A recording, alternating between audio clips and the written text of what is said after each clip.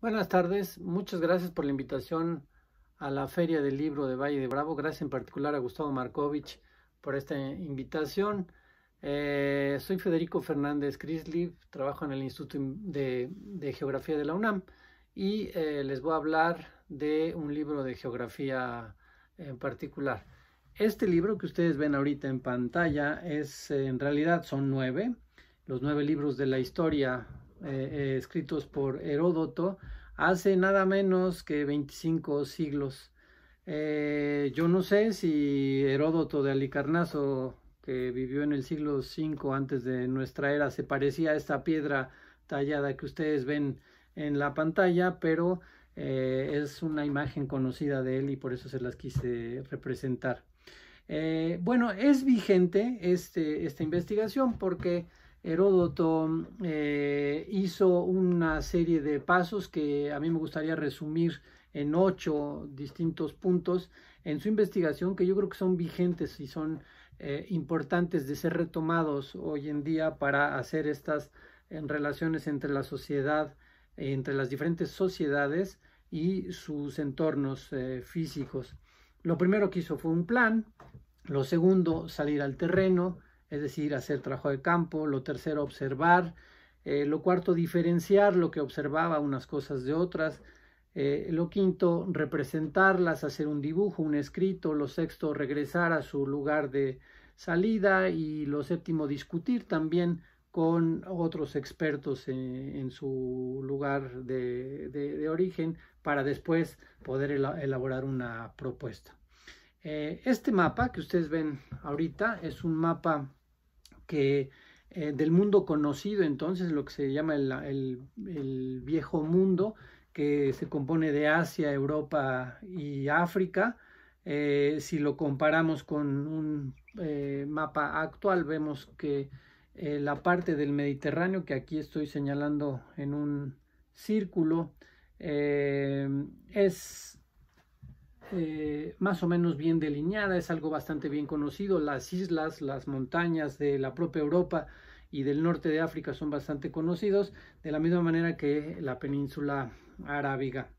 Pero si volvemos a nuestro mapa, que fue una representación del Mediterráneo con las informaciones que se hicieron a lo largo, digamos, de las épocas, y en el Renacimiento se condensan en este mapa, y desde entonces nosotros entendemos este mapa como el mapa de Heródoto. Vemos también que esos recortes de los mares son bastante exactos. Vemos también las desembocaduras de los ríos lo son, las cadenas montañosas también lo son.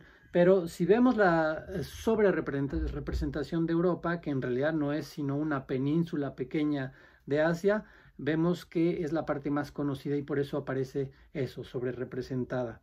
Libia, que es lo siguiente que ustedes ven en un círculo, en realidad es África. No se conoce más que la parte norte. Se conoce bien la desembocadura del río Nilo, que está a la derecha, al este de este círculo.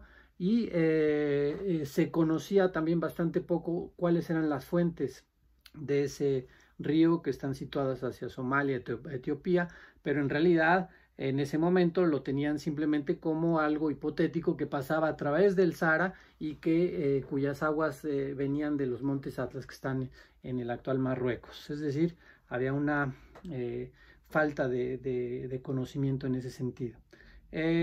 Después tenemos Asia, que como decíamos es el gran continente, pero aquí está también representado casi con el mismo tamaño que Europa y que África. Entonces, bueno, es el mundo conocido. Obviamente América no ha aparecido, no ha aparecido Oceanía tampoco en esa visión. Volvamos al plan original de Heródoto y pongámoslo en el mundo contemporáneo, en el mundo de hoy. Veamos sus distintos pasos. Hacer un plan implica también rodearse de gente experta, de un grupo de gente que desde distintos ángulos logre ver estos problemas. Salir al terreno es hacer trabajo de campo, es hacer trabajo, no necesariamente salir al medio rural, puede ser salir en un entorno urbano, si los problemas que queremos resolver o que queremos analizar, que queremos comprender, están allí.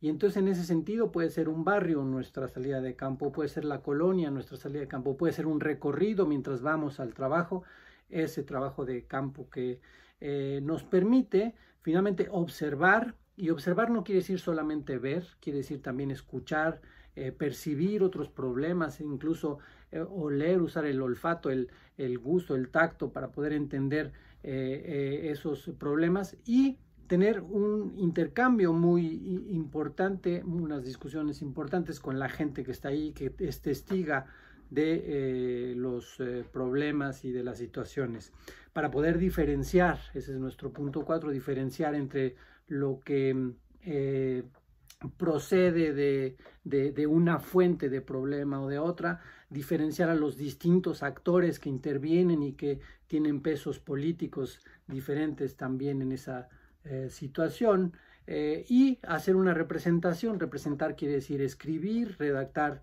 in situ, a veces como hacían los paisajistas antes era hacer un dibujo o hacer un mapa en el lugar, para después regresar, que es un punto muy importante, regresar. Yo sé que quedarse en el viaje puede ser algo también fascinante, pero no es el objetivo de una investigación. Regresar es muy importante para poder discutir con esos otros especialistas y con otras personas que han trabajado temas afines en otras áreas geográficas, por ejemplo, hacer intercambios para poder llegar a tener alguna propuesta. De eso se trata finalmente, llegar a tener una propuesta de, a lo mejor no de solución de los problemas, sería muy ambicioso, pero sí de mejor comprensión de la complejidad que aparece en estas realidades en donde sociedad y naturaleza están en interacción y en donde nos hemos ido alejando desde estos 25 siglos que nos alejan de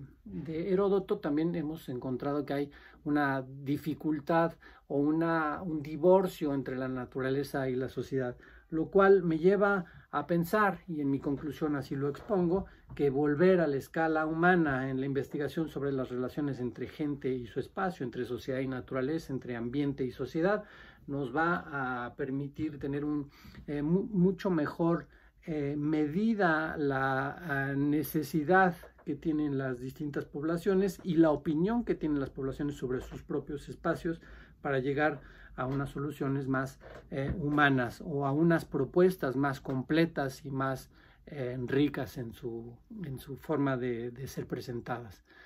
Muchísimas gracias por su presencia y que tengan buena feria.